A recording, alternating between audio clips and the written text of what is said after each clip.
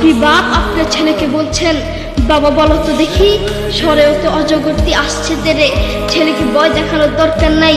আপনি আপনার ছেলেকে এগুলো কেন শিখাচ্ছেন? আপনি আপনার ছেলেকে শিখাবেন, বাবা বলো তো দেখি, সরেও তো অজগরের নামাজ পড়ি। একদিকে ইসলাম শিখবে, আরেকদিকে বাক্য শিখবে। আপনি আপনার ছেলেকে কিছু কবিতা শিখাচ্ছেন, বাবা বলো তো দেখি, ওই দেখা যায় তাল গাছ, ওই আমাদের গা, ওইখানেতে বাস করে কানা বগিচা। ও বগিচি খাস কি, পান্তা ভাত চাষ কি, পান্তা আমি পাই না, পুঁটি মাছ পান্তা আমি খাই না, পুঁটি মাছ পাই না। একটা যদি পাই ধরে গাবুস কুবুস খাই, গাবুস কুবুস খাওয়া লাগবে না। আপনি বলেন আপনার ছেলে এটা থেকে কি শিখলো? আপনি আপনার ছেলেকে এগুলো কেন শিখাচ্ছেন?